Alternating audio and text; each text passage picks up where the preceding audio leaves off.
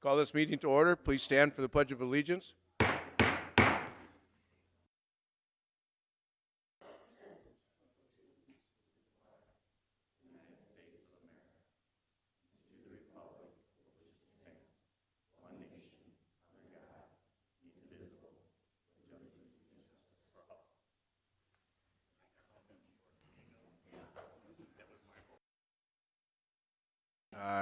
Will the clerk please take attendance? All council members are present, Mr. Mayor. Thank you. Item 3, approval of the agenda. Entertain a motion to approve the agenda. So moved. Will the clerk please call the roll? Specker, Aye. Tiltonburn, Aye. Wendell, Aye. Avery, Aye. Collins, Aye. Duran, Aye. Niemeyer. Aye. Okay, open forum. Is there any member of the public who wishes to address the council on an item not listed on tonight's agenda? Seeing none, we'll move on. Item 5, discussion on outside agency funding. Paul Brasino, our city manager, will review this item. Thank you, Mayor, City Council members. Over the past 23 proposed budget. In September, the operational and capital budgets were presented, and budget session number 3 was presented last week to allow council to hear from outside agencies. The Convention and Visitors Bureau, Chamber, Community Band, Food Co-op, Student Promotion, and Arts Council presented their requests. Tonight, the BEDC Research Park and School will detail their request before council. In the proposed 2023 budget, approximately $2,657,265 is recommended for outside agency funding. This is broken down into 2 segments: $2.1 million for economic development endeavors and $523,480 for social service and city-related agency funding. As mentioned last week, any increases or decreases to the proposed balance of the budget will require an equal increase or decrease and will impact the open hearing or the process for the passage of the budget for the next few meetings to come. With that, I believe BEDC is first on the roster to present tonight. So,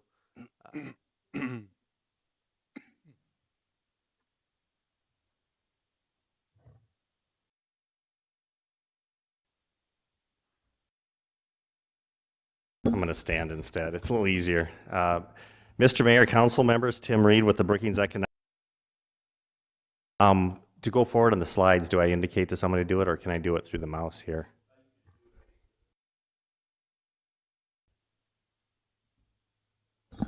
Well, good afternoon. I really look forward here to kind of talking about where we're at with the Brookings Economic Development Corporations. There's been quite a bit of change over the past year, and so that's what I'd like to discuss a little bit with you at first. To review kind of 2020 through 2022, where we're at now is in 2020, in October, Al Houghton retired and Andrew Sloss was hired. In October of 2021, Andrew Sloss had left the Economic Development Corporation, and I was hired as an interim CEO for several months, basically just to make sure that the operations of the BEDC would continue to happen. In February of 2022, I was named as the CEO for the Brookings Economic Development Corporation. At that time, there was no staff remaining.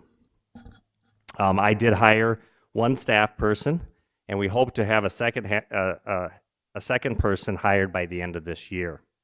During that time, in 2021, we embarked on a new 3-year strategic planning process. Now, we've been executing on that strategic planning process, but in 2022, the city decided to do a new economic development master plan for the whole city, and so we didn't necessarily push a pause button, but we're really interested in how that's going to turn out, and then how that will affect what we had done for our 3-year strategic plan. Now, we're going to meet in November to update our strategic plan also. And hopefully we'll have some of the information during that time from the city's economic master plan. I really look forward to that. We've had some really good meetings, especially had one today at noon, and I think it's really heading in the right direction. It's going to be very usable to help guide the BEDC. So at a very high level, what does the BEDC do? Well, we're really in the business of creating economic prosperity. And these are 3 different areas on this slide that show what we do to improve the economic prosperity of the city and the region here of Brookings County. First of all, we do business attraction. And so business attraction is leveraging the Brookings area assets to grow the economy. We're not out trying to attract another large manufacturer, someone that's going to need a lot of employees. We all know that that's not going to work today because of the labor shortage. So we really are taking a look at what are our assets that we have here and what are good businesses that we want to attract and grow in Brookings. And so that'll be our plan. The business attraction really means that we have to coordinate with the growth partnership because the research park is one of our biggest assets, especially the Bioproducts Institute that's being developed on the campus of the research park. Then we also develop existing businesses. And so this is to create and maintain an environment that enables growth and supports Brookings area companies. And so this is where we need to get out and we talk to businesses and we find out what do they need to grow, what do they need, what do we need to do to retain them in Brookings. And example here, and something that we're working on very hard, is the workforce shortages. And that, growing out of that is where the concept of improving childcare came from, right? Because that's what businesses are asking for. They know that that's keeping people out of their workforce, and they want to see an increase in the availability of childcare. We also support innovation and entrepreneurship. Here, we're trying to grow businesses from the ground up. Now, what's interesting about this area is we do a lot of partnering with organizations. The BEDC doesn't have all the assets.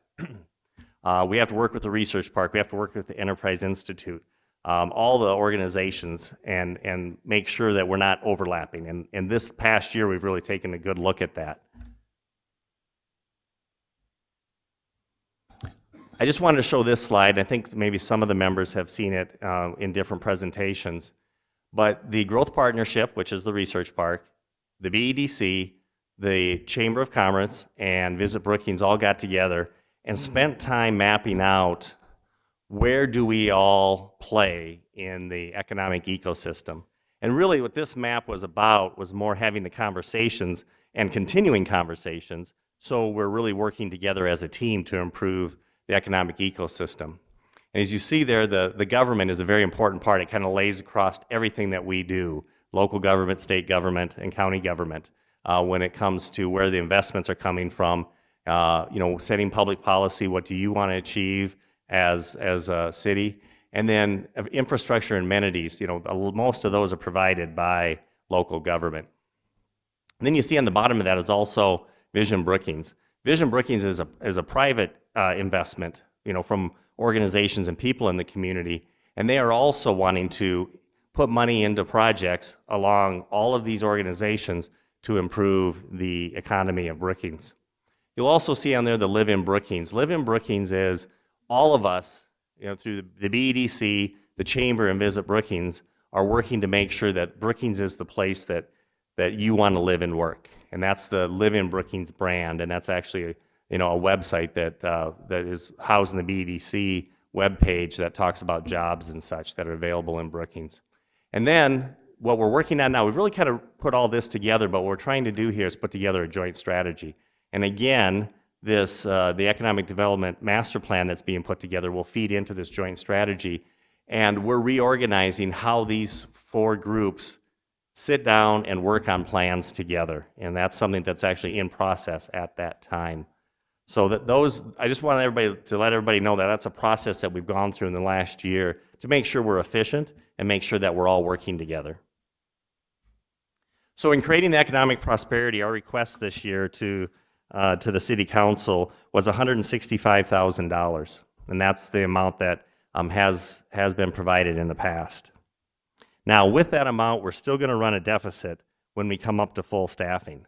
And so we will have to work on some other incomes to actually, a revenue stream, to actually make sure that we can attain getting to that full strength that we think we need for personnel.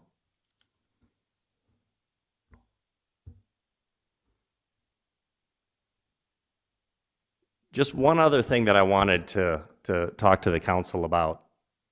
This is a chart that is showing our growth in Brookings, and basically it's using trend line.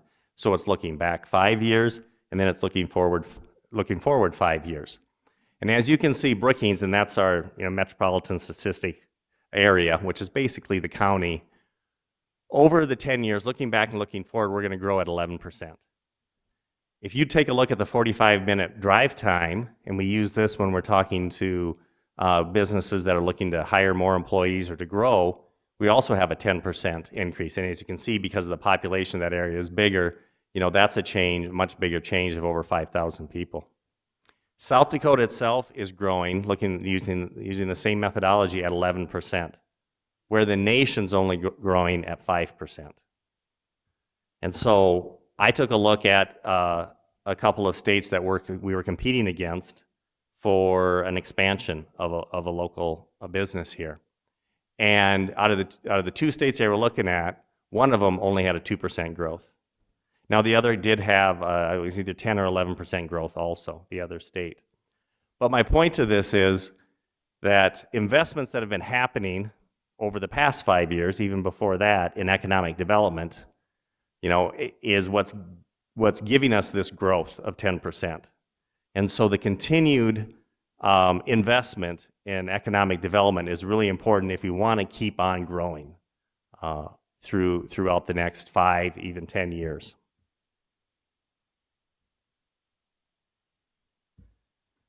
So I know there's also been some questions about the reserves of the BEDC. And so I thought I'd walk through those reserves so you have a little bit better understanding of where they are, what they're being used for, and then what our future plans are. Now, this is something that right away at the beginning of this current year, I've been working with the Finance Committee of the Brookings Economic Development Board. I saw the amount of reserves that we had because a lot was increased over the past year, and I thought we probably need to take a look at these. So I'm telling you where funding is now, but by the end of this year when we do our new budget, I'm sure that we're going to be shifting some of these, and we're actually going to be deciding what to do with the large cash reserves. So walking through that, we have a reserves of a little over $2 million. Now, $316,000 of that are for operations, right? That's our kind of our cushion. The question is, we're sitting with about 4 months of operating cash at full strength when we hire all the people back that we need. That's about 4 months of operations. We're going to have to discuss if we want to make that just a little bit higher. But also, you'll see BTCC quite a bit on this slide. And the BTCC is the Brookings Technology Commercialization Center. It's a building that is owned by the BEDC, and it was many years ago. It was an EDA grant is what allowed, gave the ability for us to build that facility. Prairie Aquatech basically grew up in that building, right? Prairie Aquatech, when they were in that building, was what's going to happen in the bioproducts facility that's on the research park now. They needed that facility to figure out if they could commercialize the technology that they have. That building is still being used by Prairie Aquatech as they expand their product line and figure out more uses. So they're doing more product development in that center.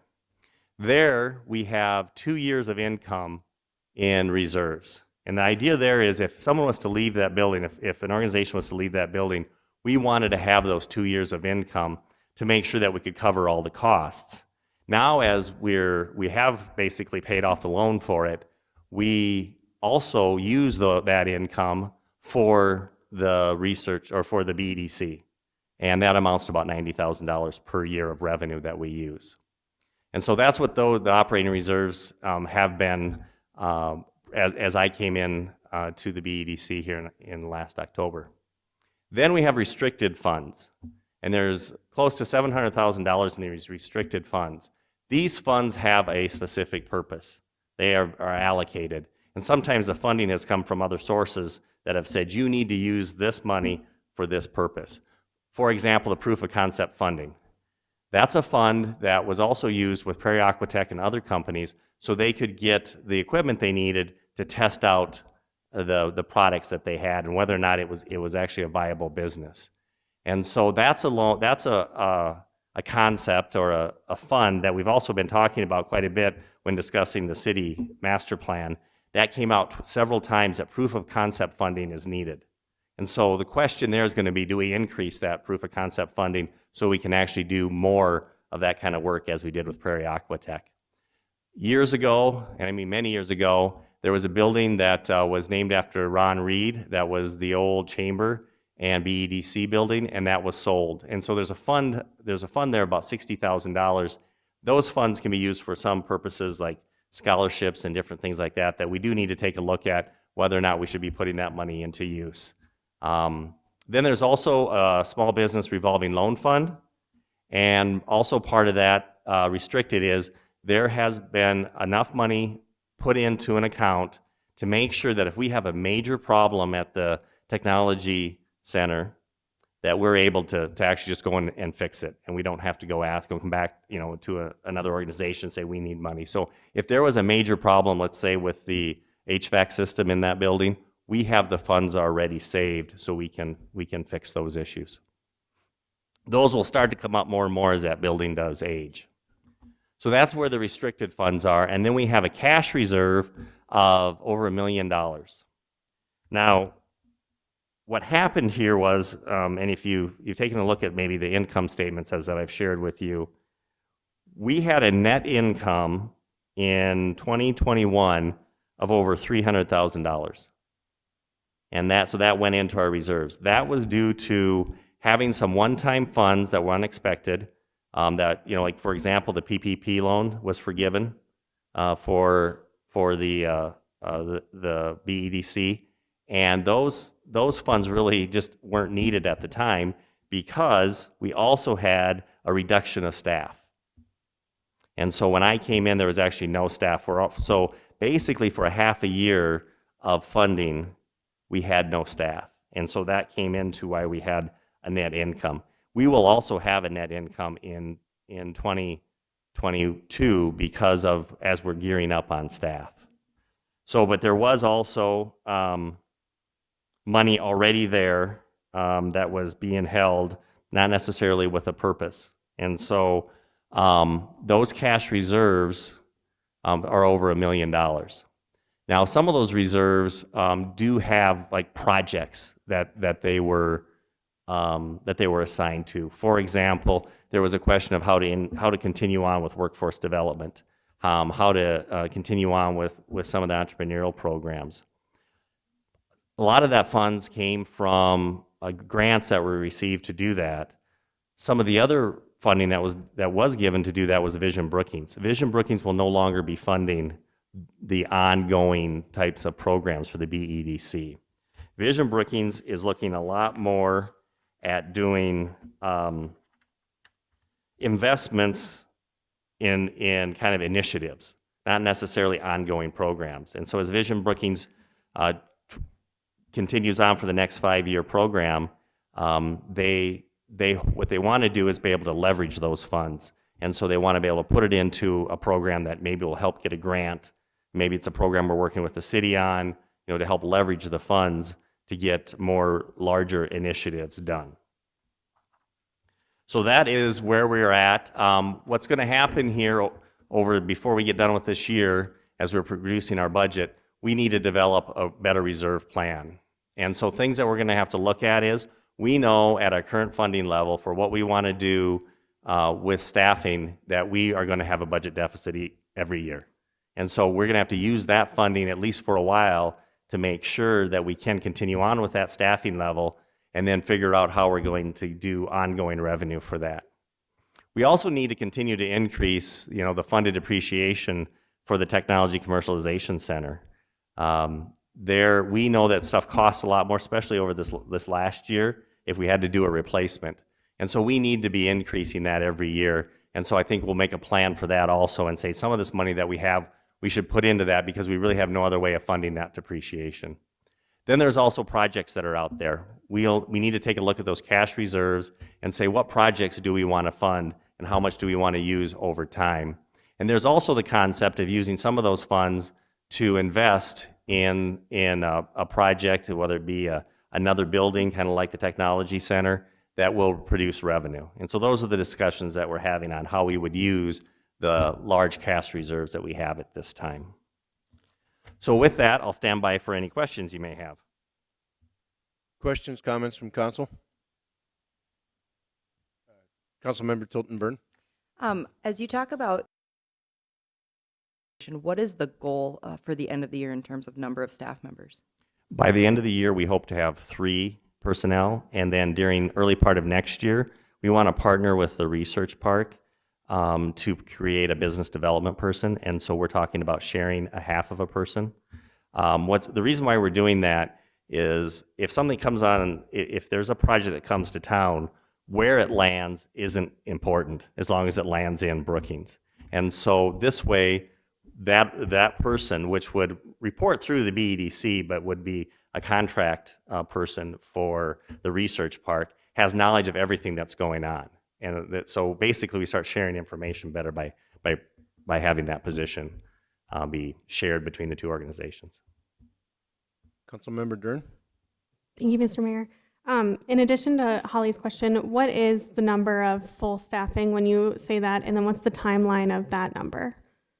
So full staffing would be to 3.5 people, and that we would hope to have accomplished by first quarter of 2023. We want to be to 3 at the end of this year, and then 3.5 probably, in first quarter of next year. Okay, thank you. And then one more question. When you talked about looking at funding and like project funding, having those discussions, do you have a timeline of when you would come to some decisions of how you want to reallocate this funding? By the end of the year, we're going to have general ideas, but I don't think we're going to say we need to, have those project reserves all completely spent out. So there'll probably be high-level things that we want to do with those reserves. Councilmember? Thank you, Mayor. Is moving away from funding ongoing initiatives like workforce development or entrepreneurship programs. Do you anticipate that BDC will be seeking revenue from sources like the city to help to invest in ongoing programs like that, or what other sources might be out there? So the BEDC, the Vision Brookings, the BEDC could very well go to Vision Brookings also and say, hey, we've got this project and we need X number of dollars to complete it. And then we would also probably have some of our own project reserves to match up to that. And then we may come to another organization that will also benefit from it and say, okay, how can we leverage all of the funds that we have right now? Are you willing to jump in and participate in this? Councilmember Wendell again. I had a follow-up, thank you. Not related to that question. As we think about the master plan for the economic development ecosystem in the Brookings area coming together, I'm sure something that's going through your mind and partners' minds is whether or not that master plan would include recommendations that don't show up in BEDC's current strategic plan or staffing plans. Is there an openness to absorb some of those recommendations or move in a different direction if the plan calls for it and your partners say, yeah, this makes good sense for the ecosystem, even though it might not have been on our priority list when we started the year? Yes. Great. That's why when I talked about that, we put a little bit of a pause on our plan because we're waiting. We're trying to do the short-term items, but long-term, we want to take this plan in and say, okay, is there anything new that we need to be doing? And I think a good example is the discussion around proof of concept funding. There's something that we might need a little more flexibility. We might need to figure out how can we, and we've done it before, but how can we do even more of that funding and how can we expand it? Because right now is really taking a look at a product. How do you get a proof of concept on a product?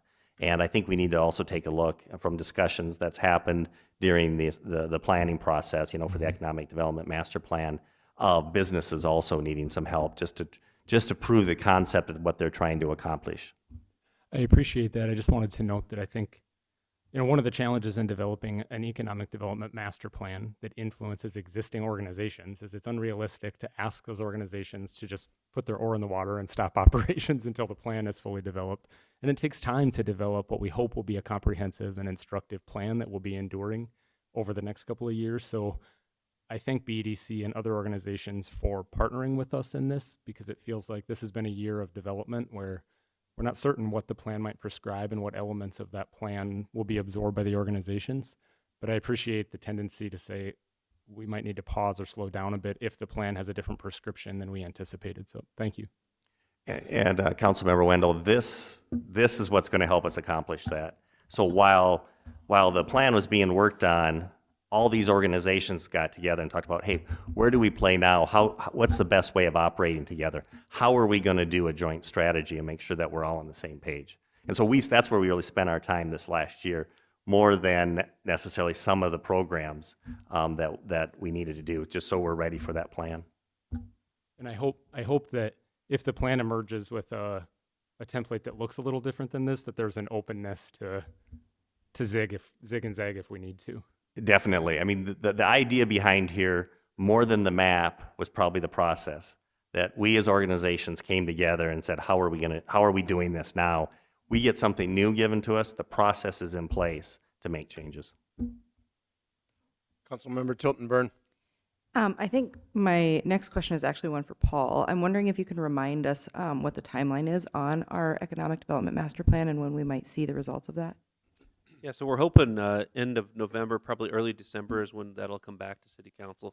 Right now, we just heard the draft goals and objectives. The next step is to identify how that plan would be implemented, and then, of course, funding associated with that as well. So I believe that would be part of a public process, not only to City Council, but also the partners, agencies as well. I'm guessing more than likely December is when you'll see that. Mr. Mayor, may I Thank comment? you. May I comment? Yeah.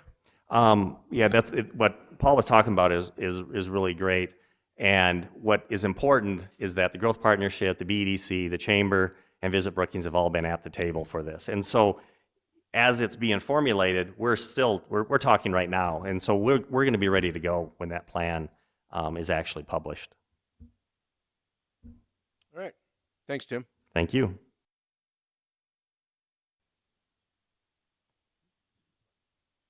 And then Research Park is next.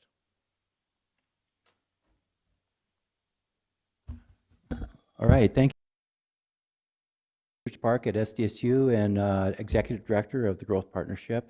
Thank you for your time. I appreciate the invite. It's been, I believe, 3 years or so since I've been here, so it's pretty exciting to come and explain some of the things we've been working on. So I'll just go back a little bit in history, back into the 16 and 17 timeframe, where we set out on 3 specific strategies to move forward with the Research Park. First, we looked at the strategy just to manage the organization itself, and we brought in some outside consultants and interviewed over 60 people within the community to help set that strategic plan. Entrepreneurism and working with founders was a key piece of that. Creating partnerships with our partners such as South Dakota State University and BDC and others. And so we implemented that plan and started working forward. We also at the same time embarked upon a bioscience project. That was a partnership with SDSU, EPSCoR, and the Discovery District located down in Sioux Falls. And what that told us was there was a strong need for a facility such as being built in the Research Park. What we really needed to push that initiative forward was the leadership of President Dunn and some of the key faculty at SDSU. And so because of that working partnership and leveraging each other and what we could bring to the table, you now see a 72% completed bioproducts facility. So we're really excited about that. That's a $20 million facility with over $12 million of equipment that will take place in there. The potential of that is up to 12 new scientists, 5 new staff members, opportunity for more than 40 internships over the next 3 to 5 years. And we've really mapped out where we want to go with that. And so that is just setting the stage for the future and what will take place in Brookings in our partnerships working with BDC and SDSU and the other partners that Tim mentioned earlier. Then we decided to dig just a little deeper, and we created a strategic plan specifically to the College of Engineering. And we worked with the incoming Dean Berdanier in getting that in place. And really, we saw a lot of strong success out of that early on with 5 new businesses coming out of that. Also, the robotics club with that college moved out to the Research Park, and from that, 2 businesses have evolved. So that was something we didn't intend on happening, but it did happen. So, and they still are there today and doing very well with some of their competitions that they work on. So those 3 plans in the span of 24 to 36 months were all completed, and we began implementing them. And they were each 10-year endeavors. So we didn't look at what we can accomplish in 1, 3, or 5 years. We looked at what do we want to look like in 10 years from now. And so each year we take a look at those and we pivot and make a decision on, are we going down the right path on that plan, or do we need to change our initiatives and how we implement that? And so that brings us to where we are now. Just some statistics that are pretty exciting, things that we've been working on. And mostly this has happened in the past 7 to 8 years. We set out to visit with bioscience, with engineering companies and ag companies and all types. We had 500 unique conversations with different organizations. Out of that, we derived 235 specific prospects, and out of those, we turned 119 into actual businesses and organizations that have come through the research park. Out of those 119 companies, 63 of those were startups that either came out of SDSU, a few that came out of the community, and also a few that we recruited to be into Brookings by setting up our own angel fund so we could invest in companies and entice them to come and live the dreams that we live here in Brookings, and to have access to the talent with our university and the faculty and students. So that was very successful. Out of those 63 startups, 32 are still in business. And to speak briefly on the startups, I have a board meeting here on Thursday, and we are rolling out, first time presented to the board. We've been beta testing this for almost a year, 18 months in development, a new website called Launch Founder. And what that will do is it's a website that has a place for founders or entrepreneurs to create pitch decks.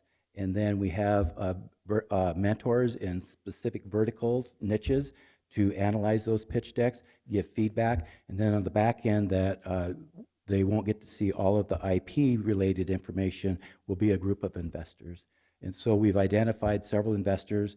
I believe we're at 9 mentors, but we have more that we'll be bringing onto the site in the near future. And we did all that by working through what are the needs of the community, and out of the master plan information, then some of the roundtables, there was a specific need to focus on some of the retail and some of the smaller boutique shops.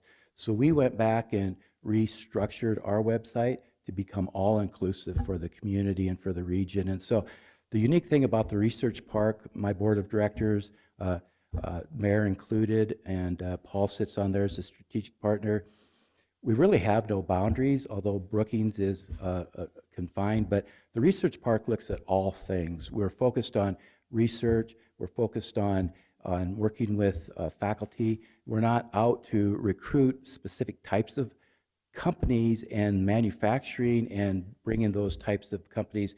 We're focused on very niche areas, and this master plan has really helped us hone in on some of those. So already we're seeing the results of what the plan will bring and how we can move forward.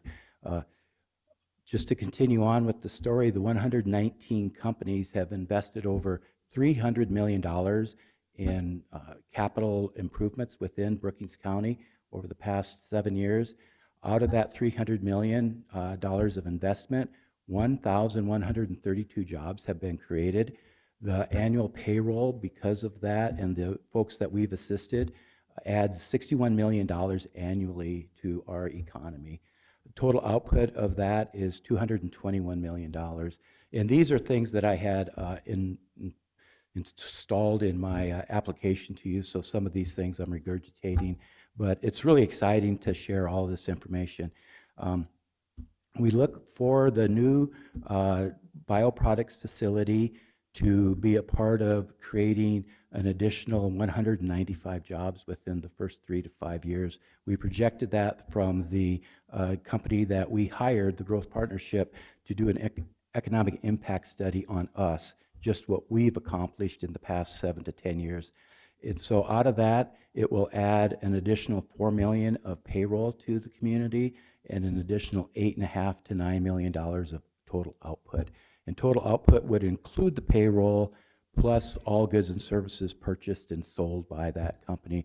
additionally creating more tax dollars. And since the majority of the revenue from the city is tax dollars, we're pretty excited to report that on an annual basis to date, the Growth Partnership and the Research Park, through the work of this past 7 years, adds, roughly $900,000 annually in tax dollars to the municipal tax coffers. So for your investment of $150,000, it's over $900,000 a year that you're receiving. Although that number, you have to take it in an aggregate. Part of that is all of Brookings County, and then when we did our strategic impact study, we could have spent $20,000 on it to drill down to each entity.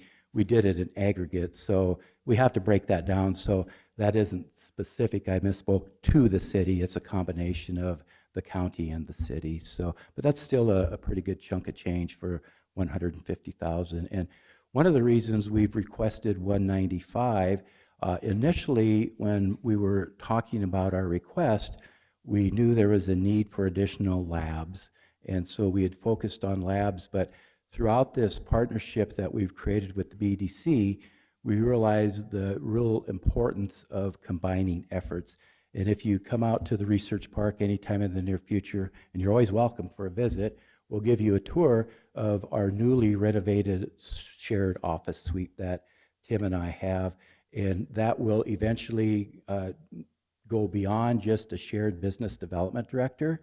That will go on to shared staff, shared phone systems, other things like that. So we've really taken the initiative to move forward, and the funding now that we've requested of the 195 will actually go to help the Growth Partnership pay its share for that business development individual.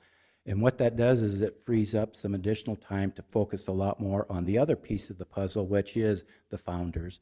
So we've been doing all of this good work with a staff of 2 with the Growth Partnership, usually myself and a director of operations. And so by bringing on that additional part-time person, it adds a lot more time and effort. And we've shown the results that we can produce with the staff we have by adding another 20 to 30 hours of staff time. With an additional 45,000, we should be able to, change that even more and increase it more quickly and rapidly. The other unique thing about the Research Park and the new partnership with the bioproducts building coming on board is they've recently hired a new CEO. And so that CEO will also be a part of working with Tim and I, focusing on recruiting industry and new partners to the community. And as Tim mentioned, it doesn't really matter where they land as long as they land. We're always looking for that company to say, hey, we want to plant our flag in Brookings. And that's really where we're good at. I was mentioning to Paul earlier, we have a hosting tomorrow, on Thursday, and they'll be here for about 36 hours. I was a part of a hosting yesterday for about 3 hours. And so we are setting the tone of being aggressive and progressive and excited about growth. And specifically my focus is working with SDSU on research. And those types of jobs also will come in at $150,000 to $250,000 annually. So there's a lot more discretionary income and adds more value to our community. So that's just a quick update of where we are. All of this information should have been given to you in our packets, and Paul's been very generous of reminding me every couple of weeks to me, hey, Dwayne, what do we have for updates? And so he's been passing that on to you, so I appreciate that opportunity as well, Paul. And I am, to Nick's point on the master plan, really excited about it. When Paul and I talked about it, I could see a lot of value in that. And a lot of things that we got to see today, we're doing, and there's some new things that we should be doing, and there's probably some different ways of doing it, and doing it more efficiently and effectively with our partnerships. But thank you again for your time, and I appreciate it very much. So if you have any questions, I'll try and answer them. Any council questions? Councilmember Tilton Burn. I think you had mentioned that of the business 32 of them that are in operation. Was that right? Did I get that number right? Yes, ma'am. How many of those are still in Brookings? The majority, we have about a 7% bleed. So, that's about how many leave. And since we don't really have any borders, we've assisted a couple different folks in Madison, Marshall, Huron, yeah. Thank you. Yes, ma'am. Councilman. Bonnie Zecker. Comment and a question.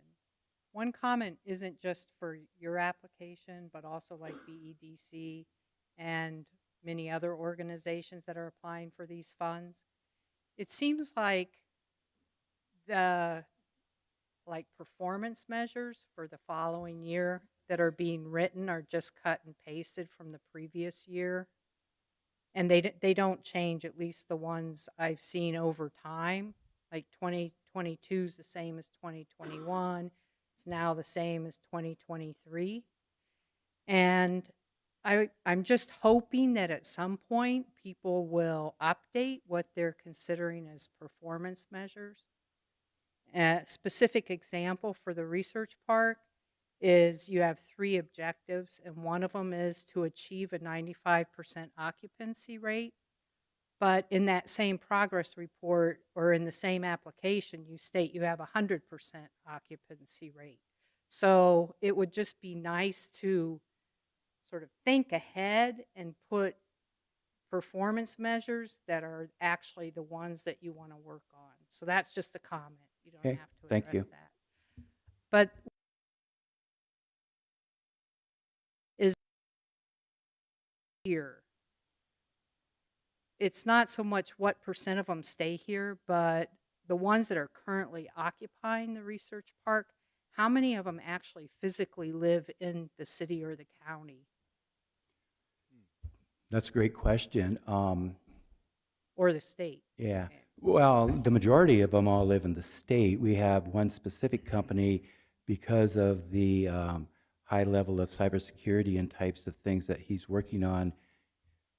Initially, we found the right applicants, and now it's at a different level. So the majority of those, probably 15 to 18 employees, live outside of the state. But for the majority, all of those people do live in South Dakota. I would say 90%, 95% of those people within Brookings County, 80% potentially.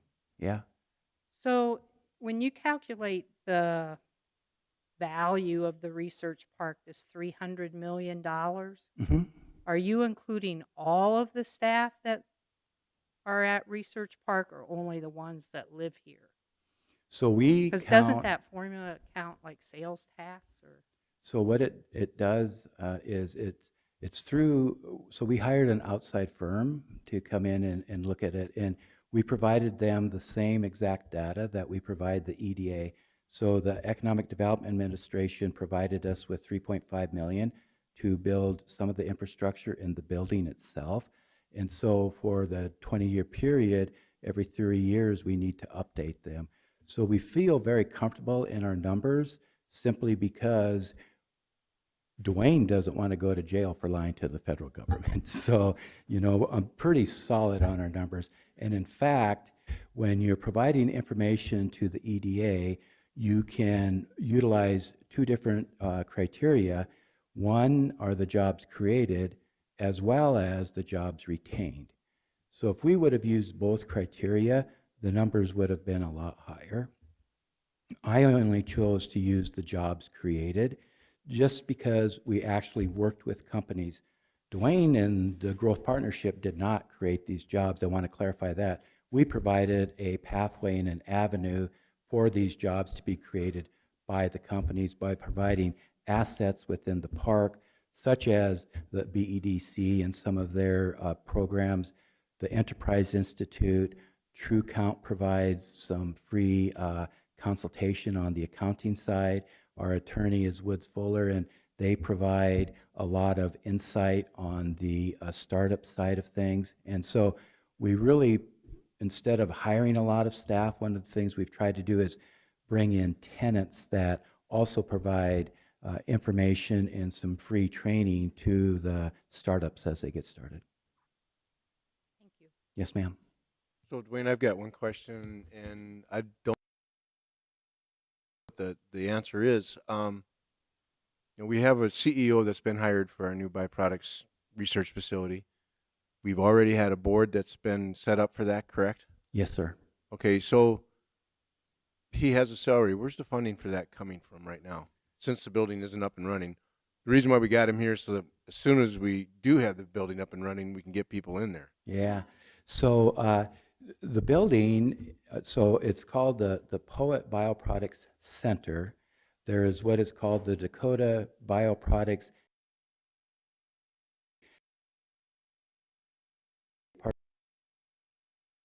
South Dakota School of Mines and South Dakota State University, and they were provided funding to get things set up. So Representative, or now Senator Reed and former Representative Tiedemann wrote legislation to give them ongoing $500,000 a year. So part of that was to go to utilize operations, and also part of it to hire researchers. And Dr. Scholl is here, so he can correct me. We've worked on this project together for a long time, so I think I'm getting it pretty close. Yeah, so thumbs up. So and what bringing Craig Arnold in is the Institute's hire, so the funds come from the Institute. So, Okay. yes, I sir. just wanted that clarified because I know that part of their growth partnership. So Great point. And what's really in my mind about that is we have another person to help us. And so, and very rifled approach. So whereas, Tim's approach is the umbrella, the BEDC is the umbrella, and they really focus on all things. We're soldiers underneath of that. So we get to do specific things and work together as a team. And, we work together and talk together and make things work. So it's really a unique process. okay. Any other questions or comments?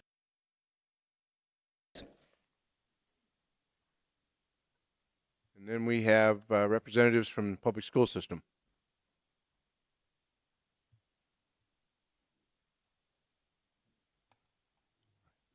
Thank you for inviting me. Business Services from the Brookings School District. I did want to note Dr. Willard could not be here tonight, so he wanted to let you guys know that. Otherwise, he would be. He's out of town. One of the things I wanted to let you know, or just give you a brief update on, is that the City of Brookings and the Brookings School District have collaborated in many, many ways over the last several years. And I'd just like to give a few examples of some of the departments that we work with collaboratively. At the high school, for example, the city and schools share the BHS pool together. We share the city tennis courts for our tennis program, and these are just a few of them, I should add. Fishback Soccer Complex, our soccer program uses that. We had a unique opportunity at the Camelot Playground when that building was built. The city and school on city land, the school put in the concrete and the rubber and the rubber playground surface, and the city put in the playground equipment. And that was a very good example of our collaborative use there as well. At Dakota Prairie Playground, when that was built, same thing, the city put some money towards that playground project as well. If you had a chance to look at Dakota Prairie or Camelot, they're both very wonderful playgrounds. We work together with the Madary football field and baseball field. We have shared parks at Hillcrest and Madary, and I'm envisioning when our new schools are built at both Hillcrest and Madary, we'll have a working relationship with various parks, areas, and the school buildings there as well.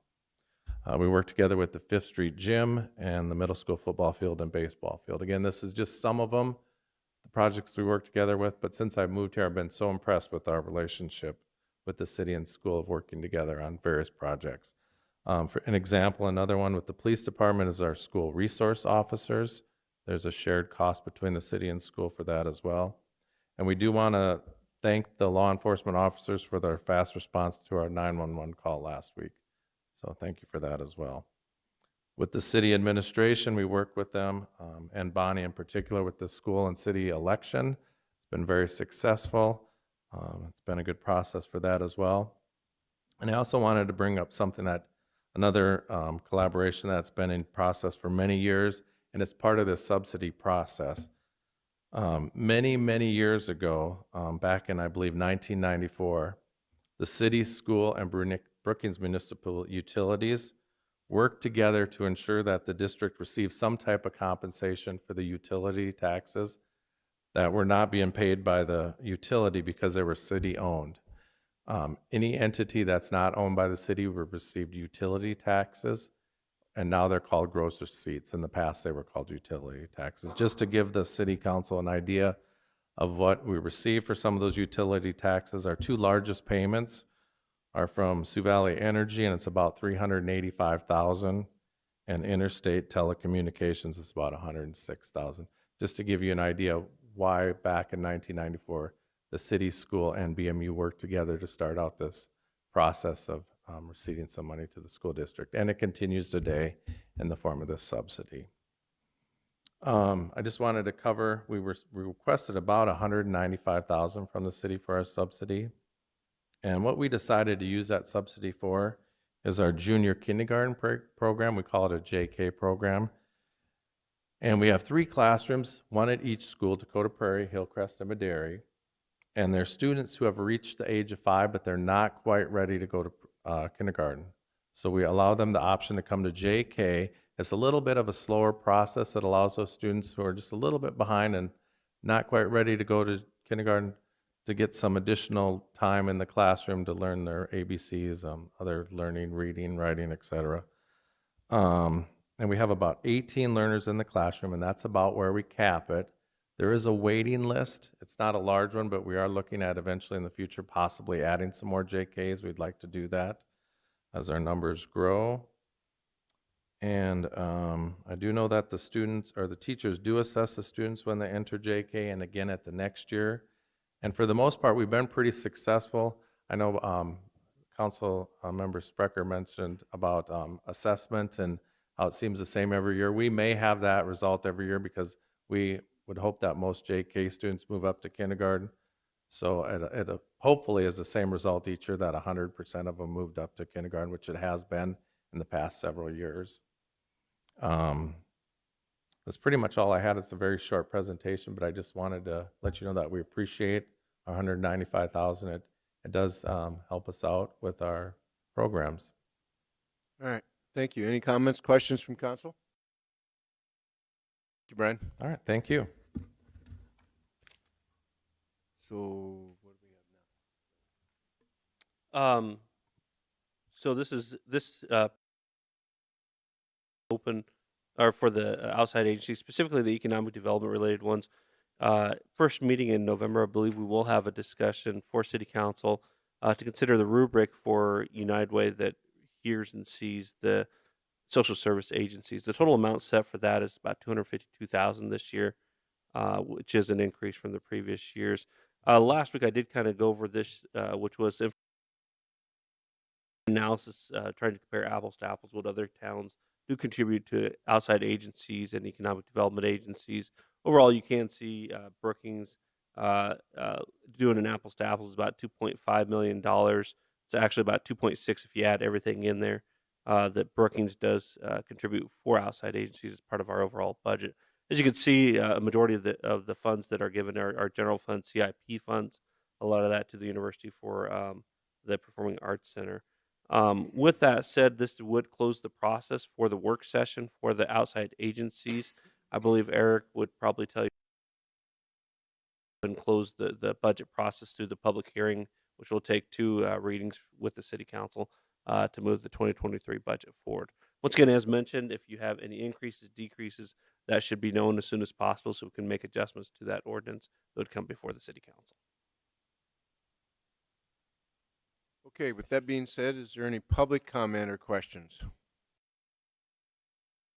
Okay, close the public hearing on this. Councilmember Specker, you have a question or a comment? Is a study session, and it would be much better if it was in the community room because it would feel more like a discussion, but I'll just start it. I think at some point it would be nice to discuss the process for applying for these outside fundings and how it's determined. Because we're the city is going to be, for a better word, strapped for funds when we're talking about the new safety center. I think we really need to consider whether or not we just continue funding all these outside agencies out of routine process, and whether there's a better way of doing this, the application process. So, I mean, we can discuss it early in the next year after we get the economic development plan. I think that would be helpful to have before we look at it. Councilmember Avery. Along with what Bonnie's saying, I think it's, this is my second budgeting process. And the first time I thought maybe I just wasn't understanding the process. And now the second time, I think I'm understanding it, but I'm not sure if I think it's the best process, because we're here at several different meetings, and the budget is presented to us, and this is what it is. These agencies get this much money, this one gets this much. And, it'd be nice, I think, if the council was involved in that process earlier on in the process, that we could actually be a part of forming those decisions, what different agencies should get. Now, if we were to make a suggestion that we give somebody more money or take some from somebody, we just have to take it from them, because it's already there until we take it. So it just seems like there's a process where we would be involved at the front end, rather than, it's really hard to do it at this stage, to make any suggestions of any increases or decreases. It's just it's kind of like we're observing. We're not really participating. Can you help me understand what that process looks like for you in the front end? Well, obviously staff works hard on this and makes the recommendation, but it just seems like there may be on whatever committee that level that's done at, that there be some council participation, either a committee or a task force or a group that would be involved in that up front. And that's just, I don't know how that would work exactly, but I think it just would make you, be more inclined to really participate in the process rather than just observing. Councilmember Collins. Thank you, Mr. Mayor. I see that we give quite a bit of money out for the outside agencies, $2.5 million. And I agree with everybody that maybe we should take all of that or some of that away for a while, just until, we're looking for $10 million for the police department that we have to find and figure out how to do that. And I hate to do it, but at some point we really got to think about putting money somewhere else to help with our projects that we have. Like I said, this is a tough call, but we just need the money for that for now. Councilmember Wendell. Thank you, Mayor. I think given that we're having this conversation in a pretty public environment, I'm certain that what's being discussed will also have some legs. So I want to maybe push back against the notion that the whole conversation is predicated on a reduction in funds, and maybe, at least from my perspective, the conversation is more about process. I'm not necessarily alarmed when I see a slide like this that tells me that Brookings is outpacing our peer communities in the way we fund outside agencies. I don't think that's by accident. I think, part of what we all appreciate about our community is that these agencies are thriving in our community and are major contributors to the quality of life in our community. And so I think historically, our city has contributed to them probably more so than some other mid-sized cities in South Dakota.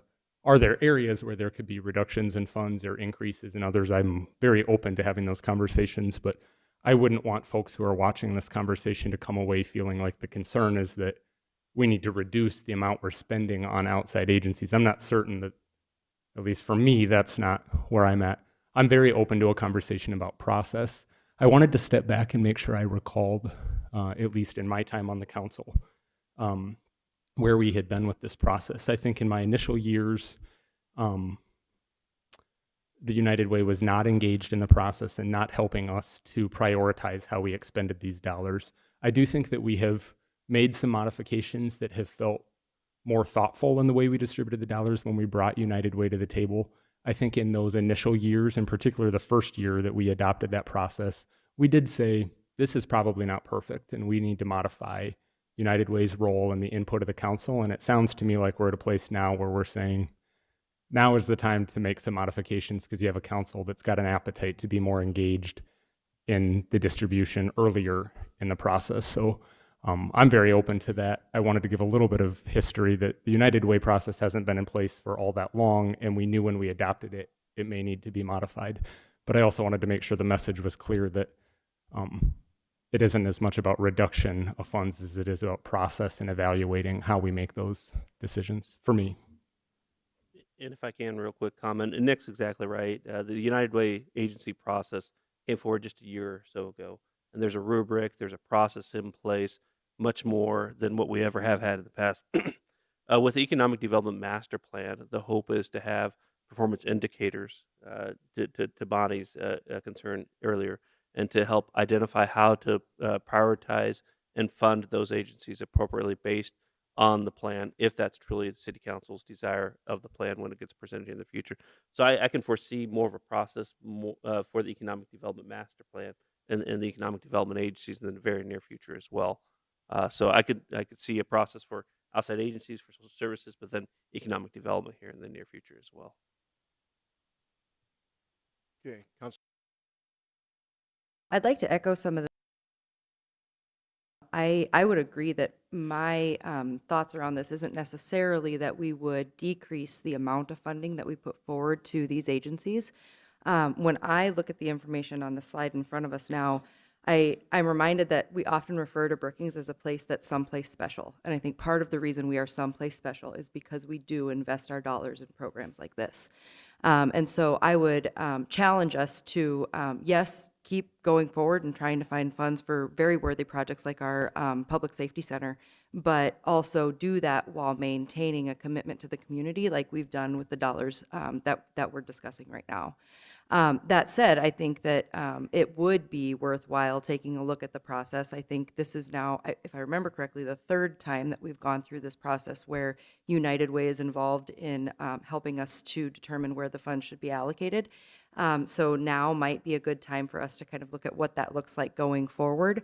And what I would like to see us do as we discuss what that process looks like would be to not only discuss how the recommendations come about and what that process looks like and what the council involvement is in that, but also how we then receive reports from the organizations that receive these funds, not just during budget time, but perhaps throughout different times during the year, so we can get some information on what progress is happening on those performance indicators and on their goals. And perhaps also look at some of the parameters that we use in terms of identifying how some of these agencies are funded. I think when you look at the various agencies that are included in receiving these funds, the type and scope and size, both staff size and budget size of these organizations vary greatly.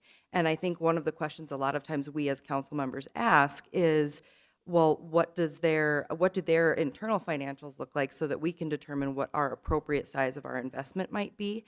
But I feel sometimes when we're at this point of budget session and determining when we're what we're awarding, we're kind of playing catch up in pulling all of that information together. So perhaps if there was a way we had a more evaluation throughout the year and more reports, not only so that we can know how the dollars are being used, but so the community can know, so the community can hear about the progress that all of you are making, because some of the material you've brought before us tonight is absolutely phenomenal. I mean, there's really great things happening in Brookings, and so hearing about that more than just at budget time, I think would be really helpful. So perhaps as a suggestion on how we do that might be, and I would look to my fellow council members to see if this is a good idea. But in similar times in the past, what we have done is perhaps pulled together a group of a subcommittee of our council where there's maybe 3 council people that come together to talk about maybe a suggestion.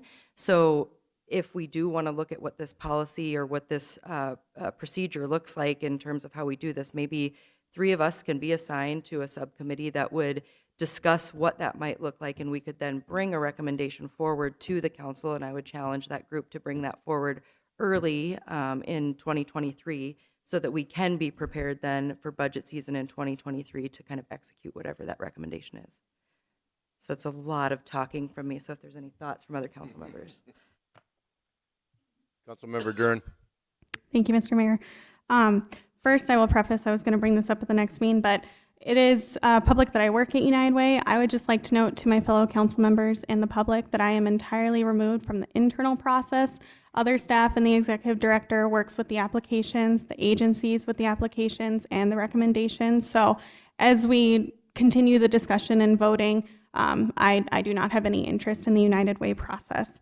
I do want to note that as we talk about processes, I guess I'm familiar with this process of an entity like the staff builds recommendations and a budget, and then you have an allocation meeting. That's just what has been my experience on boards and volunteering on both ends. So I understand the process. What I think I'm hearing from other council members, and that would help me, is setting clear priorities to lead the process. Because as we look at applications, it helps, one, us as council members understand what we want to fund, similar to our process with the ARPA funding, as well as the agencies. I think that gives them clear direction of what should I ask for? Is this worth my time? Is this what the council is asking for? And so I think it just builds a stronger communication line and partnership with the agencies and with the council members, that the process, we can absolutely open that discussion next year and look at improvements. But I think the priorities would be a key part, because I wouldn't want to recreate the wheel or create redundancies or duplication of work of the council pulling together again if we are contracting out a third party to make that process more efficient. Those are my thoughts. Thank you.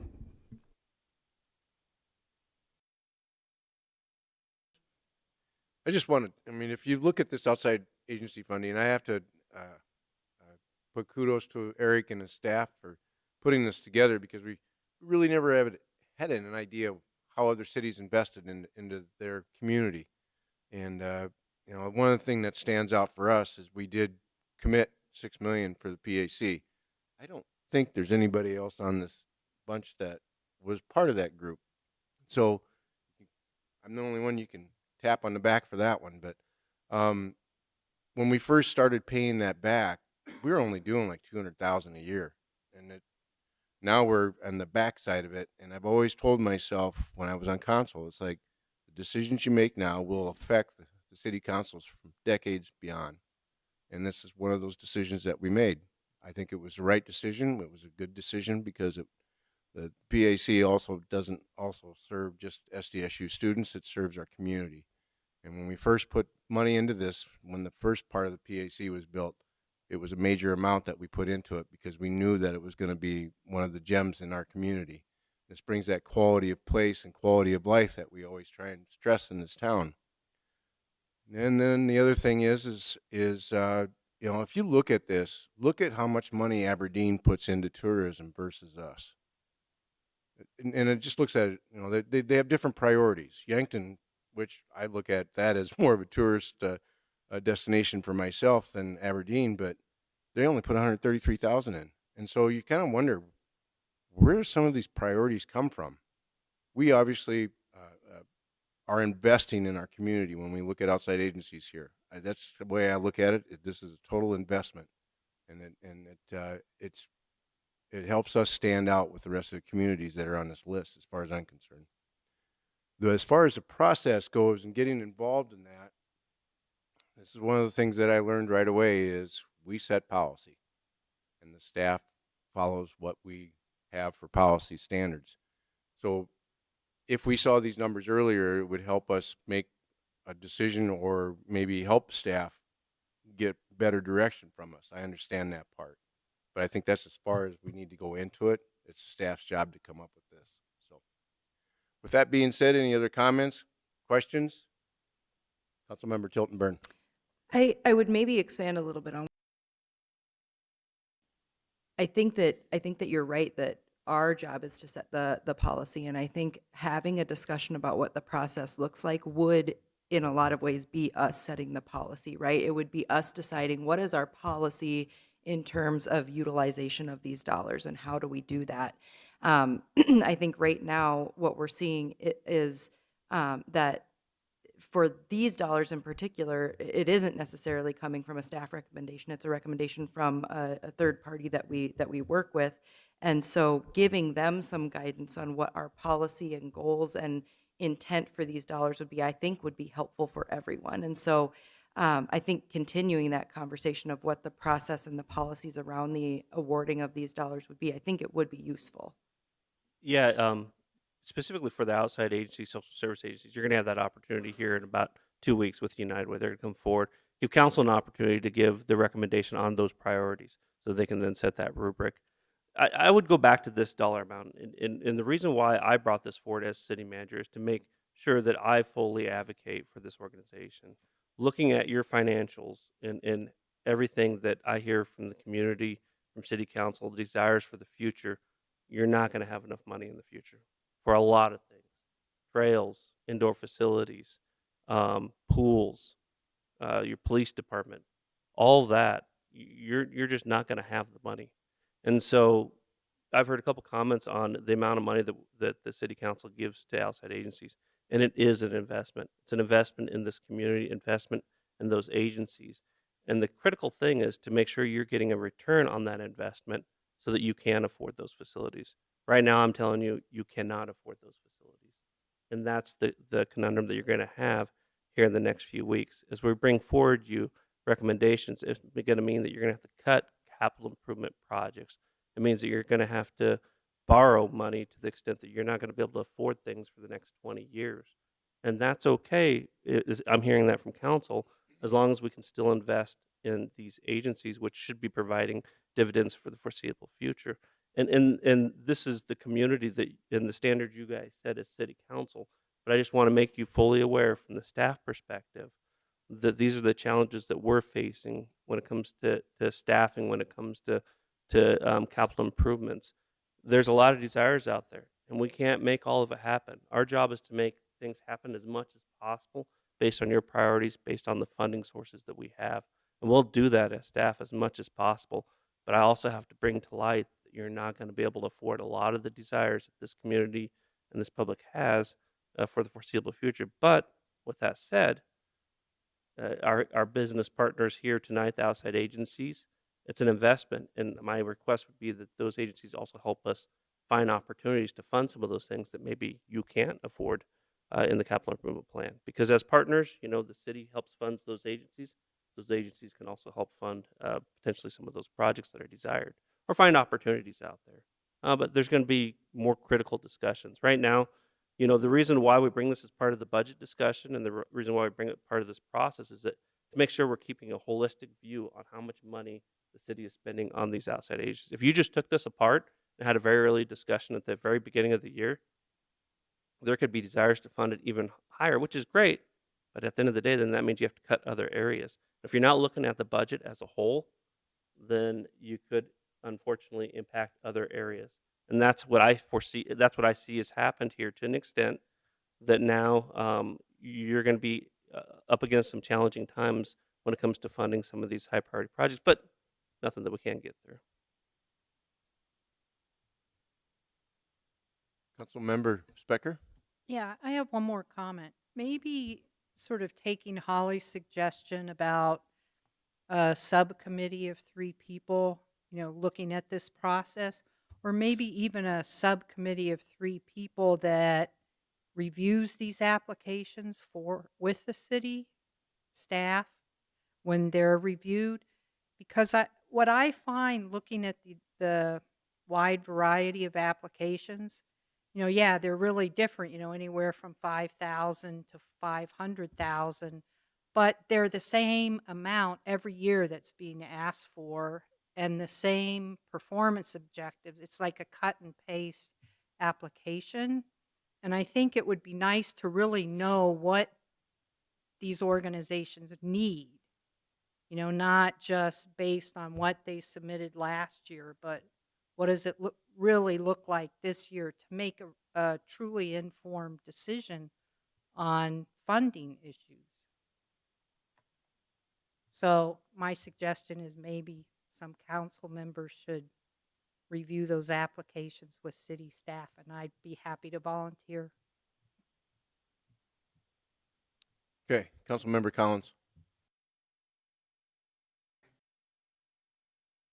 Earlier when I talked about outside funding, so I want to go back a little bit on that and say that I don't think we should cut out outside funding at all, but I think we need to put it down substantially because of, like, we're struggling. We're struggling to pay for a police department. We're struggling in other things. We give too much money away. We have to keep some of that money, and for projects that come up like this. I guess I'm not sure how this building was paid for, but money was found for that. And like I said, we're struggling from what I'm hearing. How are we going to pay for a brand new police department? How are we going to do that? I mean, I'm just saying. Thank you. All right. We move on to the scholarship program discussion. Paul, you want to start this out? Yeah, I think created the 5-year scholarship program last year.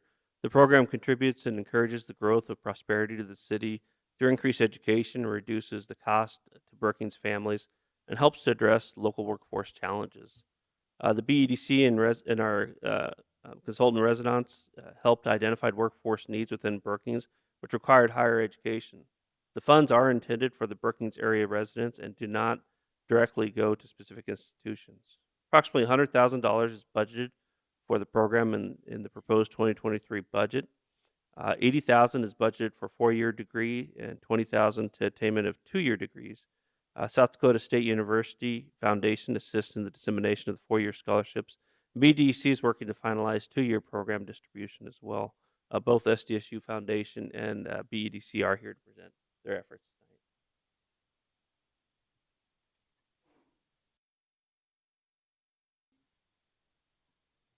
You're up, Keith. Mr. Mayor, I just want to bring you up to speed after year one, some of the results that we've seen, and certainly answer any questions you might have regarding the scholarship commitment that you have made. First of all, thank you for the investment. We believe we're off to a solid start. And each year as we go through this process, we hope to learn a little bit more. But certainly we understand this is an investment, and we want to make sure that your investment is being put to good use.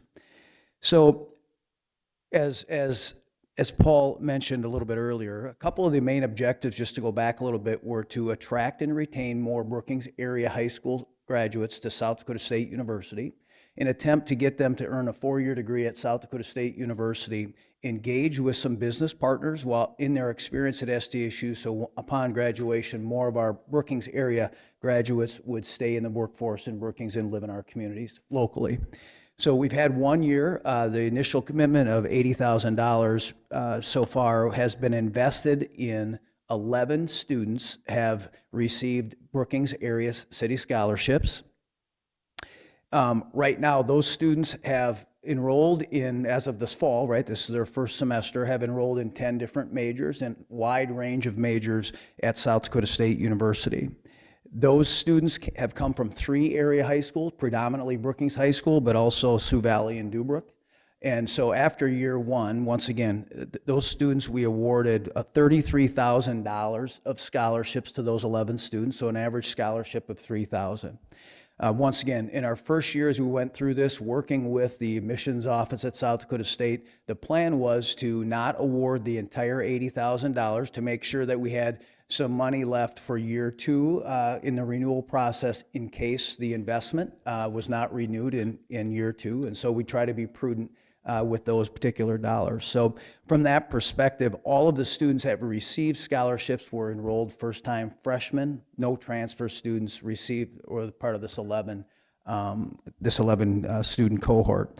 So in their report that was presented prior, there is 3-year data, average data of Brookings high school graduates, Brookings area graduates, how many were enrolled at SDSU and those types of things. So Councilmember Specker, to your question earlier, comment earlier, on an annual basis, we'll provide you with very detailed data in terms of how many enrolled, from which schools, which majors, and those types of things, so we can make informed decision moving forward as we work with the BEDC to make sure that not only are we recruiting more students, but we're hopefully engaging them with businesses in our community as we work with our business partners to make sure that many more of those are staying. I would just say a couple of you have asked questions about internships and some other engagement opportunities. We are engaged with a number of Brookings businesses to see what opportunities might be available, but frankly, that will rest primarily with South Dakota State University and the academic departments that would engage their students with those businesses. So that has started. We still are just really getting started, and frankly don't have a lot of data to update with you on today. But once again, our admissions office would say they feel good about the initial start to this process, creating brand awareness of the scholarship program, first of all, and starting to understand a little bit more about how this scholarship program may affect student decisions to enroll at South Dakota State is just getting started based on 1 semester of recruitment. So with that, I certainly would answer any questions. Council question? Councilmember Tilton Burn. I would first that Councilmember Duran said earlier, but I am an employee of the foundation for transparency's sake, but I myself am completely removed from the management, allocation, usage, et cetera, of this fund, and so just wanted to be transparent about that. What I would say in terms of comments is I think that one of the really neat things about this and seeing this data is there are 11 students, 11 families from the Brookings area that are directly benefiting from this investment that we've made. And I think there are very few opportunities that we as a council have where we can actually provide taxpayers with direct support for themselves and their families. And I'm really, I'm proud of that fact that we are able to assist some of these tax-paying families with some of these taxpayer dollars to really directly help them. I think it's also really fantastic that some of these graduates are very likely going to be staying in the Brookings community and being employees of area businesses. And so I think it ties really nicely to some of the previous conversations we were having around workforce development and some of the needs that we see there and some of the investments that we've made in that. And I think that seeing where this project goes as we continue to help fund these scholarships is going to be really amazing to see what that impact is. So no question for you, Keith, but just some comments. Councilmember Wendell. Thank you, Mayor. Keith, we had a conversation via email about the new Freedom Scholarship in South Dakota. That is in year 1 as a statewide program. You had indicated that some of these scholars were also Freedom Scholars. I want to make sure I understand whether or not our dollars matched those state dollars to extend their gift, or what did that relationship look like? And I realize we're in year 1, there may be new opportunities to do that in the future. Sure, in my conversations with our admissions office, so that, to use a very basic term, stacked on top of one another. So received a city scholarship and a Freedom Scholarship, so that the scholarship that those eligible students received was significantly greater than it would have been if they would have just received one or the other by themselves. And so 4 out of the 11 scholars, the Brookings City scholars, received Freedom Scholarships as well. I want to follow up on maybe some context around why I think that's valuable and where I think there's an opportunity to grow that relationship. The Freedom Scholarship program has a work requirement that those students that receive a Freedom Scholarship post-graduation are required to work in the state of South Dakota. If the Freedom Scholarship grows in the same way as the Build Dakota Scholarship program has in the technical college system, that work requirement can be tied to a community or an industry supporter long-term, so they're not just working generally in the state of South Dakota, but they could go to work in the city of Brookings as a part of their work requirement. I think some of the conversation we've had as we've launched this program is what's the hook to ensure that those that we're investing in are actually staying in the Brookings area after graduation and working. It seems that as we become a bit more sophisticated in what we understand about selecting students that could be a part of this program, matching our dollars with the state's Freedom Scholarship dollars might be a way to ensure that the participants in this program are Freedom Scholars that then have a work requirement post-graduation, so we know that they'd be staying in the Brookings area. Both of these programs came out of the ground in the first year. I think both will be developed in the next couple of years, and there'll be ways for us to stretch our dollars and ensure that these students have a higher likelihood of staying in Brookings. We've seen it work in the Build Dakota environment. I have no reason to believe it won't work in the Freedom Scholarship environment over the next couple of years. So thank you for sharing the information about the number of our scholars that are already Freedom Scholars, and I think there's huge opportunity to grow that partnership. You're welcome. Okay. Comments? Paul and I have met with a few corporate possible sponsors this in the last couple months here. It looks very positive, where we could actually stretch the scholarship a little bit more, where they would share be involved also in the scholarship program itself. Maybe even more spearheading the technical college part of it also. So looking forward to some partnerships in the future there. Yeah. Thank you for your investment. Appreciate it. Yep. Thank you. Thank you.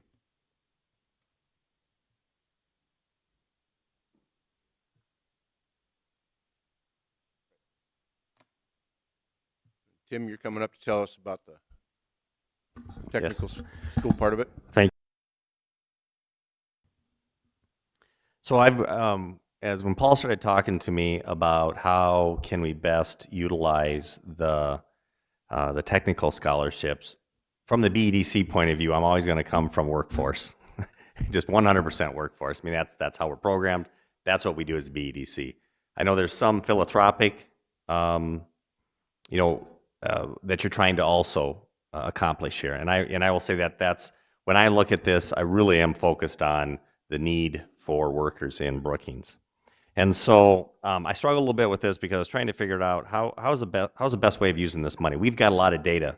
I provided data to the university that I could show job postings. There's a database that we have. It's called Lightcast, and it was part of MC before it became Lightcast. They have been able to aggregate all of this information of job postings and drill down to what job openings were there in Brookings. Probably the county. It more deals with the whole county than just the city of Brookings and how you can drill down. But I can break that out then, and I can say, well, of those jobs, which ones require bachelors of science? And really, we're doing experience, by the way, of 0 to 3 when we do that. We're not looking for somebody that's looking for a position that really needs 10 years of experience. We're talking at 0 to 3, where they will hire they'll hire a new graduate. And so we're able to drill down and figure out the jobs that are needed. And I provided that to the foundation when we got started. And I've been also digging very deep into technical schools. And what I found with the technical schools is, for jobs, there are 212 applications, unique applications for the previous year. If we go back from May of this year, that's how the data has been collected. It was from May. There'll be other quarters that'll come out of this for 1 year back. 212 applications within Brookings for needing the technical schools, needing that 2-year degree. Just for example, on some of these healthcare practitioners and technical occupations, they're categorized into pretty large groups. But each of these groups that I'm talking about has a direct correlation to an associate degree and programs that are offered in South Dakota. And so for healthcare practitioners, 54 different applications, just to give you an idea of the need.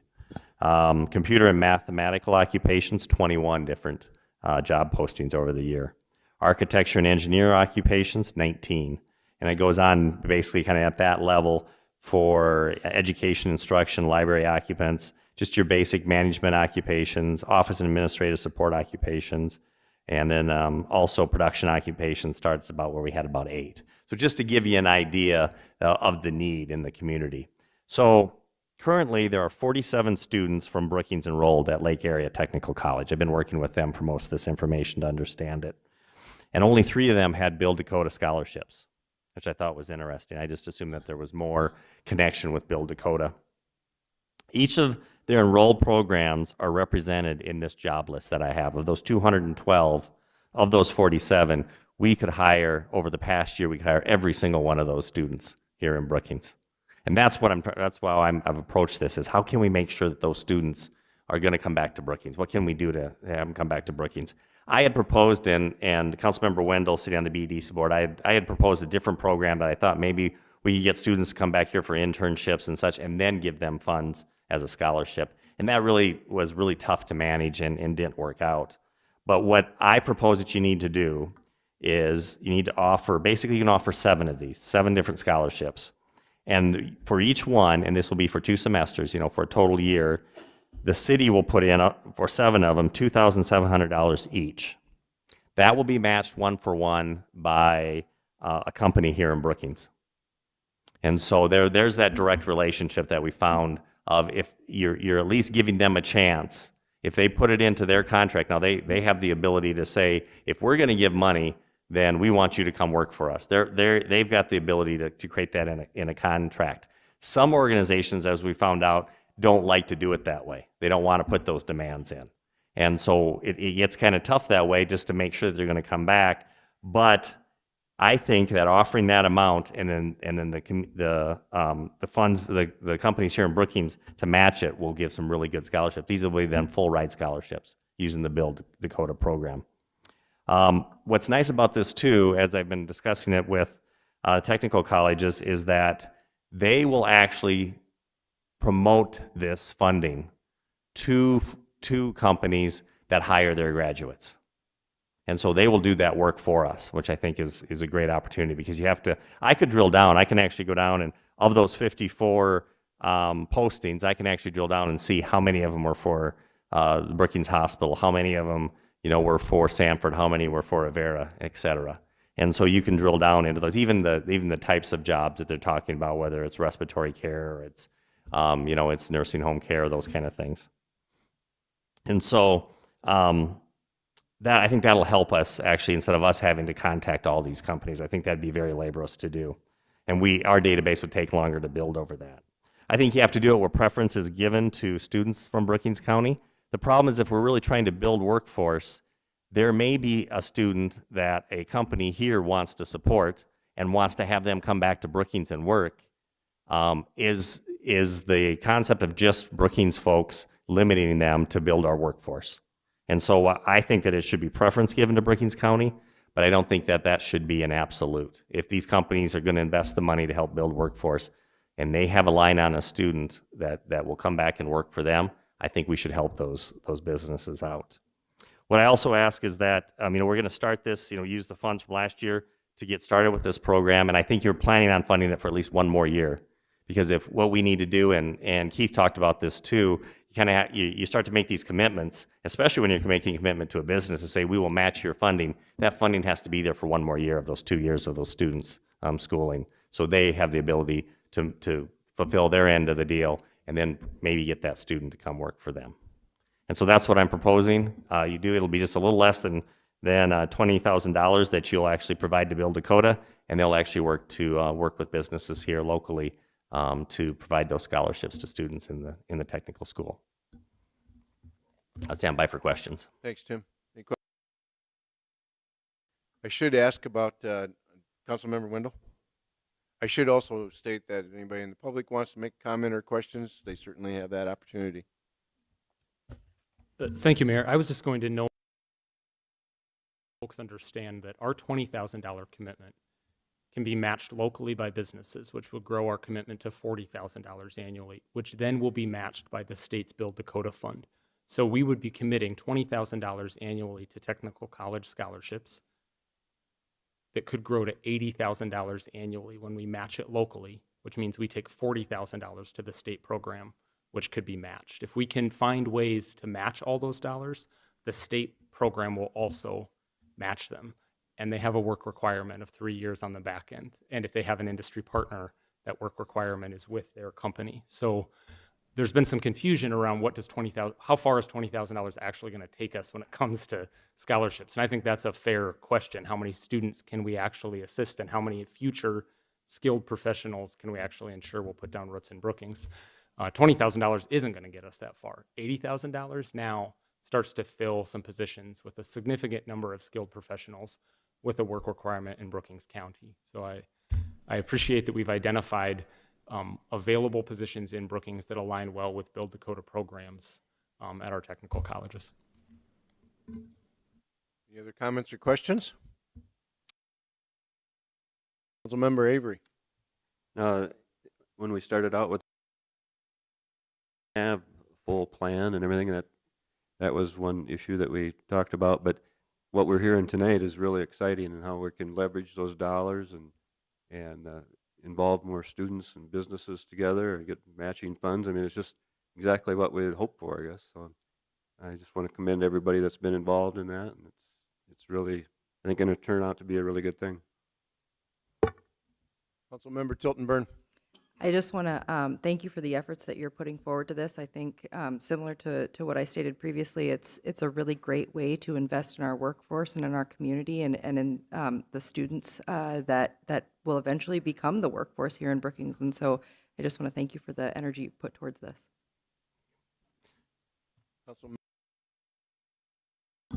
And I know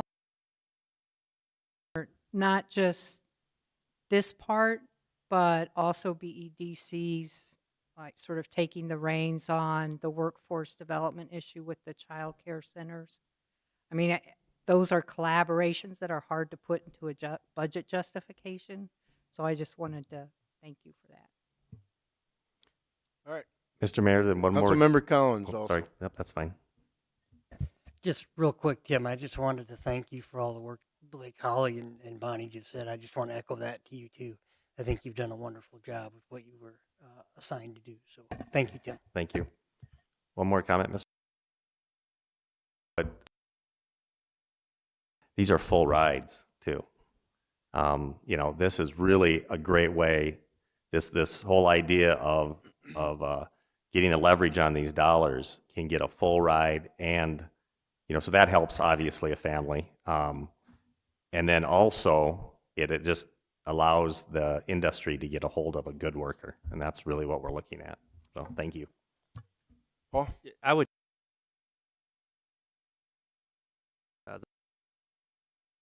university, I realize all the opportunities. Businesses in Brookings area, if you need workforce in these areas that you identified as a need in the community and that have opportunities available through tech colleges, through the university, I encourage them to reach out to you, Tim, to the Build Dakota, because there are those opportunities, and I wasn't aware of them as a city manager until just last year. And so I know there's a lot of businesses out there that need workforce, that would like to invest in their workforce, and would like to see their employees achieve additional education. Here's a great opportunity to capitalize on local dollars for their employees. So once again, I implore local businesses to reach out, find out more about this opportunity. Thank you. Tim had brought up something that I meant to address, and I think it's just important for the program of all to keep in mind. You had noted if there's an industry partner that maybe has an employee that doesn't currently have a credential, could they use these dollars to incentivize a current employee that may be 30 years old to re-enroll and get a credential? And I think initially in our conversation, we had said it doesn't necessarily need to be somebody coming directly out of Brookings High School as an 18-year-old, but it could be a non-traditional age current employee that just needs that credential.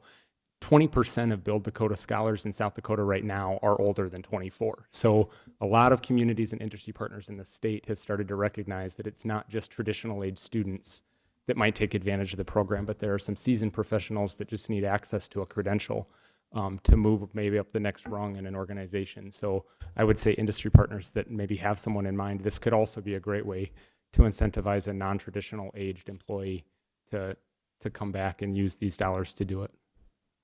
Mr. Mayor, one more comment, Sure. if I may. I think it's in what the city manager was talking about was important, that to reach out to us. But I think, and I'm sure Councilmember Wendell will jump in on this, that this is a good thing that they need to do, is to connect with the technical schools directly. those schools have done a terrific job in linking to industry. That's one of the things they do very well. They're very nimble, and when an industry says we need help with X, we need the students to be able to do this, technical colleges can respond very quickly and provide that training. And so to open up the pathway, and I don't think it has to be large companies. I think large companies happen to know how to do it, but I think smaller companies also need to take a look at this and open up those pathways to the technical workforce. Okay. Learned a lot. Appreciate what's happening. Item 6, council member. No. Go with my item 5. Discussion, open forum portion of the city council meeting. We'll let Paul get started on this, and I'm sure we'll have quite the discussion. Yeah, pretty short and sweet. To discuss the airing or not airing of open forum within the council meetings. I believe it was Councilmember Specker that brought this up. So staff went ahead and put this on this work. Okay, so I'm just going to open this up and where their thoughts are on this, and we'll see where we get at the end. It's your idea? Thinking about this, I think it would be good not to make it difficult for people to watch public comments real time or on the YouTube video, but perhaps just put a simple disclaimer at the bottom of the screen that this is not necessarily endorsed, the views of these comments are not endorsed by the city. Some sort of disclaimer saying this isn't what the city believes, and have it up there for all public comments throughout the meeting. So that was my thought on it. Say, is there any other comments, questions? Councilmember Dern? To add on to that, because a lot of people do come in person, would we just know that the disclaimer is on the TV for during live and recorded sessions, or do you think that there also needs to be something added in our live meetings, like a written statement on the agenda or a read statement at meetings? I think that perhaps Ope or Bonnie could read it at the beginning of a meeting, but I don't think that's good enough, because if someone comes on to the video later, they don't hear that part. So I think if that's done, you still need to have that disclaimer at the bottom of the screen. Bonnie, is this something that can be done on the screen? Yes, it sure is something that can be done. Okay. Would you, if we chose to do this? If you chose to do it, it was easy implementation. It could be on the screen. We can also put something on the bottom of the council agenda that we currently have stated, the ways that the public can participate in public comments. Correct. We can certainly add something there as well. We can put something on the website. We've got lots of options available. This depends on what you would like to do, for sure. So I've seen a couple renditions, but I suppose, Steve, that would be something that you could probably put on there so that we've got a legal statement, more or less. I guess, I before you get started, Steve, Bonnie said something about we don't necessarily agree with that. I would say that the city should look at, the city does not have a position on this, and that whether we agree or disagree, this is not the city's stance on this particular subject. And I think we have to be, careful about the language that we would include in any disclaimer. So we've started drafting just a short sentence or two, just to really convey, I think, what Bonnie has suggested, that everyone is free to make comments that qualify under the law, which is a very wide or broad range of open comments. Some limited areas are prohibited, under the law, that you can't, encourage violence or something like that. But I think just a sentence or two, and going beyond, the written version, we might just have a sentence read at the time that we open the open forum, which I think Brianna's somewhat suggesting or raising that point. And I don't think that'd be very difficult. It'd be just a sentence. It might take 2 sentences to convey that message. Councilmember Specker. One of the problems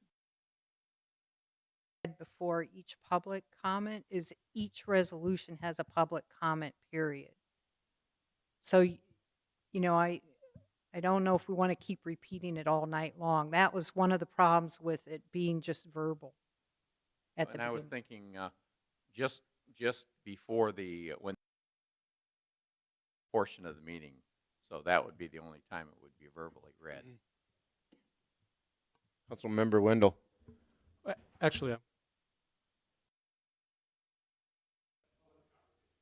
Oh, Councilmember Collins then. Thank you, Mr. Mayor. I'm at the opinion that we don't need this at all. I think, it's a common sense thing. If somebody comes in here and they start talking about, flying on the moon or something like that, obviously that's not what we think.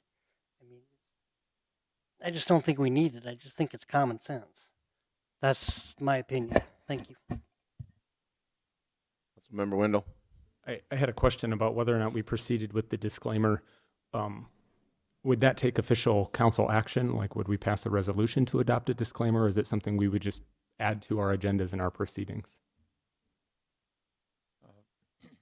I think even a motion to approve this adequate to get it on the agenda. I would just comment real quick that the similar policy to bring before council, and within that policy, we could have that language noted in that policy. It could come before council as quick as a month for you to act on. So that could be your action adopted in the policy, which includes that language. And within the policy, we could note that not only is it included in the slides before you during those open meetings, but it's also read at the very beginning as well, taking into consideration the discussion that's happening tonight. Councilmember Wendell. One of the reasons I like confining it to the open forum portion of the conversation is, I think in particular over the last 2 or so years, we've been somewhat challenged in some of the information that is shared during the public comment in the open forum period. I've been challenged individually because I don't want to do anything that cools folks' comfort in providing public comment. I think we obviously have an obligation to provide a period of public comment. But I think we've also made a commitment to public commenters that it's not a back and forth. They don't ask counselors questions. We don't ask them direct questions. We don't want it to be argumentative. And so I'm always cautious to provide follow-up comment, even if somebody shares something really outlandish, which has happened. And I don't want to do anything that would diminish someone's comfort in coming into our chambers, which are beautiful but already a little intimidating, and standing in front of the dais, which is beautiful but kind of intimidating already, if they're fearful that the council also may argue with them when they provide their comment. And I'll say, when I first came onto the council, I did assume that if someone provided a comment during the open forum that was really extreme or outlandish, 100% of those viewing would understand that and would not embrace that as potential fact. But I think we're living in an environment where we recognize that even a small percentage of the public may latch onto public comments. And if they hear them in a meeting like this, I've left at times wondering if it feels a little bit like we're endorsing it because none of us disagreed publicly with it. And so the idea of a disclaimer to me feels less confrontational, still respects the opportunity for a public comment from members of the community, but doesn't give the impression that as a council we're endorsing something that we know is dangerous or defamatory or just blatant disinformation. So I like the idea of a disclaimer, and I like the fact that we relatively quickly could take an action to include it. Councilmember. I just, Councilmember Wendell's thoughts that this is an issue that is happening nationwide, talked about in a lot of variety of meetings, and so Brookings isn't immune, and we've actually received a lot of emails about this or other ways of contact on a variety of stances about this. So this discussion is in response to community members bringing up desires or wishes or concerns. So I do commend us on being responsive and proactive to community members, that this wasn't an idea we just pulled out of thin air. It's something that we're responding to people about. And I also want to thank the community engagement in this process and about this idea since we've brought it up publicly. I do have one idea, suggestion that I wonder what the rest of the council thinks about, is that how we mentioned that we don't want to show that we are endorsing these views. With that disclaimer, what are our thoughts about having a sentence saying, like, if you want to find what the council believes in or our mission, our URL or something like that, so that if people are interested and they understand that we don't have a stance on what is being said in public comment, but they are interested in what we do stand on, just a reiteration, a reminder to the public of where they can find that information. Okay, is there any public comment? Oh, Holly. Councilmember Tilton Burn. I just would be in favor of having a disclaimer. I think, to Joey's point, it is a little bit of common sense that the comments that are made during an open forum may or may not be the reflection of the views of the city or of the council. But I also think there's no harm in placing a disclaimer that clearly states that. If it's already implied, clearly stating it doesn't really change anything unless it helps assist some folks to understand that a little more clearly. As a member of the subcommittee for governance and ends, I would be happy to continue that conversation with the suggestion that Paul has made and bring that into the conversations that Councilmember Collins and Councilmember Avery have alongside the city staff to help us have those conversations. I think that it's already a conversation that subcommittee is having, and so we would easily be able to incorporate that into our recommendation for that piece. Okay, I think we. Let's talk about future topics for discussion. Anybody have anything on the list? Seeing none, our next regular. Oh. Councilmember Tilton Burn.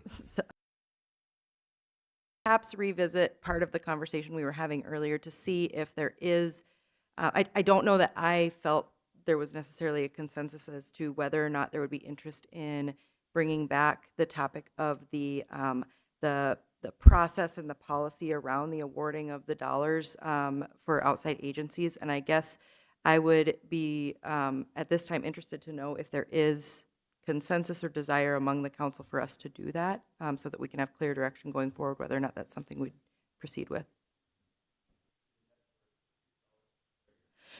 My thought in my suggestion of it was to begin that process perhaps early in 2023, and hopefully not have it be too long of a process, but a quick process, so that we could implement that in the 2023 budget process for the 2024 budget, if that makes sense. All right. I think Paul's got some direction there. Next meeting, we have Councilmember Wendell. Do you have a comment? I was just giving Councilor Tilton Burn. Yeah, I think if a subcommittee forms, I'd be supportive of that. All right. Okay. Next meeting, and then we'll have not much in the consent agenda so far yet. SDSU report, our first reading on the 2023 ordinance on the budget. Second readings, we budget number 9 amendment, and then there's also an ordinance on the parking, no parking at electrical vehicle stations.